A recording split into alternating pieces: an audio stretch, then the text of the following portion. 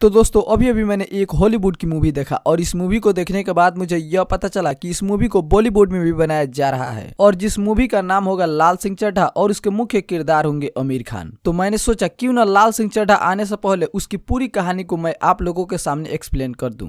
Movie की शुरुआत एक फॉरेस्ट गम नाम के व्यक्ति के साथ होता है। फॉरेस्ट गम एक बस स्टॉप पर बैठा होता है, तभी वहाँ पर एक लड़की आती है और फॉरेस्ट गम के बगल में ही बैठ जाती है। जिसके बाद फॉरेस्ट गम अपने बैग से चॉकलेट निकालता है और उसे खाना शुरू कर देता है। साथ में वो उस लड़की से भी पूछता है खाने को, लेकिन लड़की कुछ जवाब नहीं देती है। तभी लड़की के पहने जूते पर फॉरेस्ट गम की नजर जाती है, जिसे देख फॉरेस्ट गम कहता है ये तो काफी आरामदायक जूता होगा, लेकिन लड़की जवाब देती है नहीं, बिल्कुल ही आरामदायक नहीं है। जिसके बाद फॉरेस्ट गम कहता है अगर मैं अपने दिमाग पर जोर डालूं तो मैं जीवन की पहले जूते को भी याद कर सकता हूं। जिसके बाद ये सारी मूवी फ्लैशबैक में चली जाती है, जहां पर फॉरेस्ट गम बचपन में होता है और वे एक डॉक्टर के पास होता है, जहां पर वे बड़ी बड़ी स्टील वाली जूते पहना होता है क्योंकि उसका पैर तो मजबूत होता है लेकिन उसकी हड्डी टेढ़ी होती है। तभी डॉक्टर कहता है मैं इसे ठीक कर दूंगा, लेकिन तभी वहाँ पर फॉरेस्ट गम गिर जाता है। जिसके बाद फॉरेस्ट गम की माँ फॉरेस्ट गम को घर ले आती है और रास्ते में कहती है कभी भी अपने आप को कम महसूस नहीं होने देना, क्योंकि ऊपर वाला सबको एक जैसे बनाता है और तुम्हारी पैर अलग किए है, इसलिए तुम एक स्पेशल हो। और उसका नाम फॉरेस्ट गम इसलिए होता है क्योंकि उसके संबंध में कोई फॉरेस्ट गम नाम का व्यक्ति होता है और उसी को देखकर इसका भी नाम फॉरेस्ट गम रखा होता है। अब क्योंकि फॉरेस्ट गम की माँ फॉरेस्ट गम को उच्च शिक्षा देना चाहती है, इसलिए वो एक अच्छी स्कूल में जाती है, जहाँ पर देख उसे प्रिंसिपल कहता है कि फॉरेस्ट गम यहाँ पर नहीं पढ़ सकता क्योंकि फॉरेस्ट गम की IQ लेवल बहुत कम है। लेकिन फॉरेस्ट गम की माँ के बहुत ही रिक्वेस्ट करने पर प्रिंसिपल आखिरकार मान जाता है और फॉरेस्ट गम की वहाँ पर एडमिशन हो जाती है। जिसके बाद फॉरेस्ट गम की पहला दिन का स्कूल चालू होता है और फॉरेस्ट गम बस में जाता है, तभी वहाँ पर उसे कोई भी अपने पास नहीं बैठाता है, लेकिन उसी बस में बैठी एक लड़की फॉरेस्ट गम को अपने पास बुलाती है और उसे अपने बगल में बिठा लेती है और उस लड़की का नाम जेनी होता है। चूँकि फॉरेस्ट गम और जेनी दोनों काफी अच्छे दोस्त बन जाते हैं और फॉरेस्ट गम के घर में उसकी मम्मी के अलावा और कोई नहीं होता है, तो उसकी मम्मी इनकम के लिए काफी लोगों को अपने घर में रखती है। और हम देखते हैं कि एक सिंगर उसके घर आया होता है और वो जब गिटार बजा रहा होता है तो फॉरेस्ट गम डांस कर रहा होता है और वो डांस बहुत ही अजीब तरह के होते हैं। लेकिन कुछ ही दिन बाद फॉरेस्ट गम और उसकी मम्मी जब बाजार से लौट रहे होते हैं, तो अभी वो देखते हैं कि बाजार में ही एक टीवी स्क्रीन पर वही सिंगर जो इनके घर कभी गेस्ट बनकर आया था और वही डांस को कर रहा होता है, लेकिन लोग उसके डांस को काफी मनोरंजन से देख रहे होते हैं। जिसके बाद ये फिल्म फिर प्रेजेंट में आती है और फॉरेस्ट गम उस महिला से कहता है कि वो किंग बनने से चूक गया क्योंकि किंग बनना काफी मुश्किल होता है। और फिर कहानी पास्ट में चली जाती है और यहाँ पर फॉरेस्ट गम उस जेनी के साथ काफी खुश होता है और उसके साथ हर एक पल को बिताता है। लेकिन एक बार जेनी और फॉरेस्ट गम टहल रहे होते हैं, तभी पीछे से 3 लड़के आते हैं और फॉरेस्ट गम के ऊपर पत्थर मारने लगते हैं, लेकिन एक पत्थर फॉरेस्ट गम के ऊपर लगती है और फॉरेस्ट गम वहीं पर गिर जाता है। जिसके बाद जेनी उसे उठाती है और उसे जाने को कहती है, लेकिन फॉरेस्ट गम धीरे धीरे अपनी रफ्तार से भागने लगता है। जिसके बाद वे लड़के फॉरेस्ट गम को साइकिल से खदेड़ने लगते हैं। जिसके बाद जेनी कहती है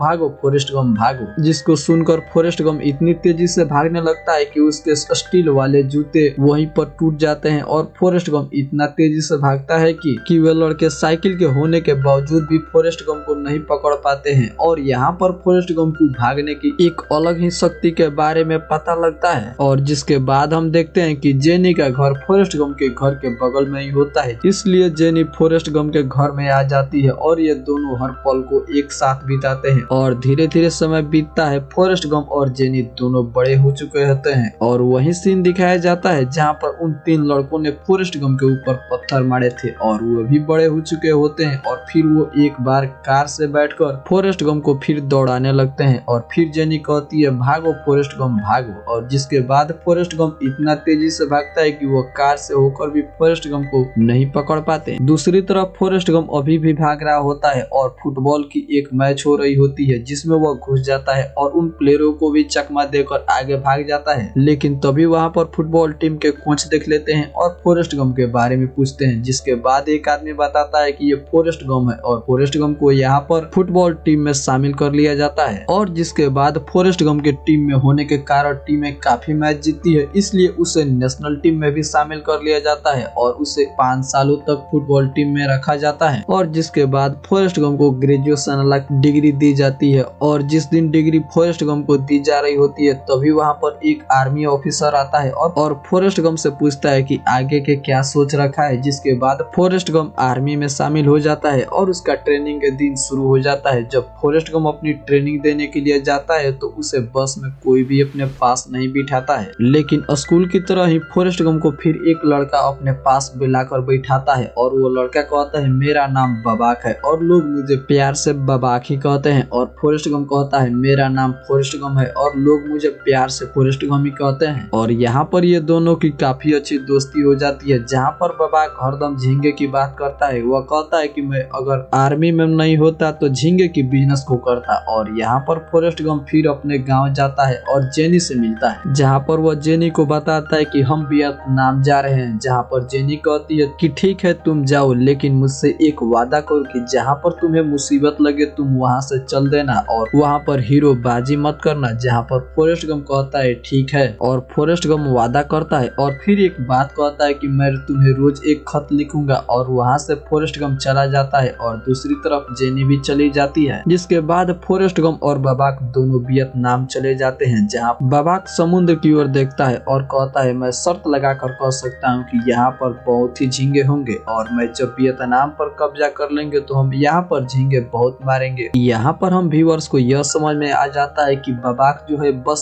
सिर्फ झींगों के ही बारे में बात करता है और कोई भी बात नहीं करता है। जिसके बाद वो वियतनाम में रहने लगते हैं और वहाँ पर काफी बारिश होती है और उस बारिश में भी ये लोग दिन रात करके अपने काम को अंजाम देते हैं। और फॉरेस्ट गम हर रोज की तरह जेनी के पास एक लेटर लिखता है, लेकिन एक बार जब ये अपने काम में होते हैं तभी उन पर एक अटैक हो जाता है। लेकिन तभी उसे जेनी का दिया हुआ वादा याद आता है कि उसे जब भी मुसीबत आए उसे बस भागना है। और फॉरेस्ट गम यहाँ पर भागने लगता है और वो इतना तेजी से भागता है कि उसे अपने पीछे आसपास कोई भी दिखाई ही नहीं देता है। लेकिन तभी उसे अपने दोस्त बबाक की याद आता है और वो बबाक को लेने के लिए फिर जंगल में चला जाता है। जंगल में जाकर फॉरेस्ट गम बबाक को खोजने लगता है, लेकिन बबाक उसे कहीं भी नजर नहीं आता है और घायल पड़े सैनिक नजर आने लगते हैं। जिसके बाद फॉरेस्ट गम उन सैनिकों को उठाकर बाहर निकालने लगता है और हर बार जाता है तो एक नया घायल सैनिक मिलता है और उसे उठाकर फॉरेस्ट गम लाने लगता है। और अंत में जब जाता है तो उसे मेजर ही मिल जाता है और मेजर को जबरदस्ती वह लाने लगता है, लेकिन मेजर कहता है मुझे मत ले जाओ। लेकिन फॉरेस्ट गम उसे भी ला देता है और अंत में अपने दोस्त बबाक को भी ले आता है, लेकिन बबाक की यहाँ पर मौत हो जाती है और फॉरेस्ट गम काफी अकेला महसूस करता है। लेकिन इसी दौरान फॉरेस्ट गम को भी एक गोली लगी होती है। जिसके बाद सारे सैनिक हॉस्पिटल में होते हैं और फॉरेस्ट गम भी हॉस्पिटल में होता है, लेकिन फॉरेस्ट गम यहाँ बड़े मौज से होता है। जिसके बाद फॉरेस्ट गम को मेडलिस्ट बनाया जाता है क्योंकि उसने काफी सैनिकों की जान बचाई होती है। जिसके बाद फॉरेस्ट गम को प्रेसिडेंट से बात करनी होती है, जहाँ पर उसे जेनी मिल जाती है और फॉरेस्ट गम को चिल्लाने लगती है फॉरेस्ट गम। जिसके बाद फॉरेस्ट गम जेनी से मिलता है, जिसके बाद जेनी और फॉरेस्ट गम एक साथ घूमते हैं, जहाँ पर जेनी फॉरेस्ट गम को बताती है कि उसने कैसे इतने सारे दिन गुजारे हैं। और दूसरी तरफ फॉरेस्ट गम भी अपने वियतनाम में बिताए पल को बताता है और उसे अपने मेडल को देने लगता है और उसे कहता है कि तुम्हारे ही एडवाइस के चलते मैंने इस मेडल को प्राप्त किया है। तभी वहाँ पर जेनी अपने दोस्त से मिलाती है और वहाँ पर फॉरेस्ट गम को गले लगाकर वहाँ से चली जाती है। जिसके बाद फॉरेस्ट गम यहाँ पर फिर अकेला हो जाता है। जिसके बाद फॉरेस्ट गम अब पिंग पोंग खेलने लगता है और उसे इतना खेलने में मजा आता है कि वो अपने दोनों हाथों से पिंग पोंग काफी अच्छी तरीके से खेलता है। जिसके बाद उसे आर्मी की टीम